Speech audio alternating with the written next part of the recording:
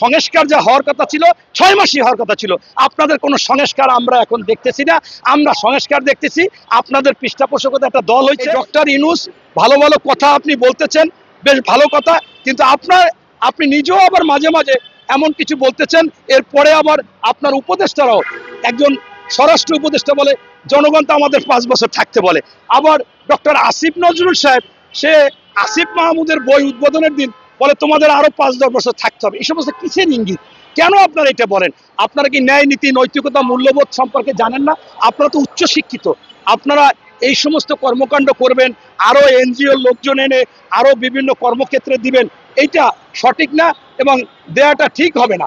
তাই আমি মনে করি যে আপনারা এখান থেকে ফিরে আসবেন, ফিরে এসে জনগণের চাওয়া ওই ভাসুরের নাম মুখে নেওয়া যাবে না, এই কথা ভুলে যান। আবার শেখ হাসিনার মতো আমরা যখনই উনি শুধু বলতো উন্নয়ন উন্নয়ন, আমরা গণতন্ত্র ভোটের কথা বললে আমাদের গুম খুন ক্রস করতো, এইটাও করবেন না। আপনারা ইনশাআল্লাহটা ভোট দেন। আমরা জানি সংস্কার যা হওয়ার কথা ছিল 6 মাসই হওয়ার কথা ছিল। আপনাদের কোনো সংস্কার আমরা এখন দেখতেছি না। আমরা সংস্কার দেখতেছি আপনাদের পৃষ্ঠপোষকতা একটা দল হয়েছে। আমরা সংস্কার দেখতেছি আপনাদের উপদেষ্টার এপিএস 311 কোটি টাকা চুরি করতেছে।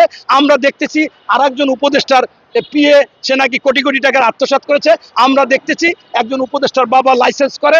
আমরা দেখতেছি একজন উপদেষ্টার বাবা হেডমাস্টার, অথচ সে যাইয়া সভাপতিত্ব করে, প্রধানতিত্ব করে, প্রভাব দেখায়, কারো বাবা কাউরে মারে, কারো মা কাউকে মারে, প্রভাব দেখায়, দখল করে, এবং সারা বাংলাদেশে বিভিন্ন জায়গায় আপনাদের লোকজন বসাইয়া সেখানে দুর্নীতি হচ্ছে। সেই ডিসি, এসপি, ওসি, টিওনো তাদের কথা চলতে হচ্ছে। এভাবে দুর্নীতি চলা যাবে না।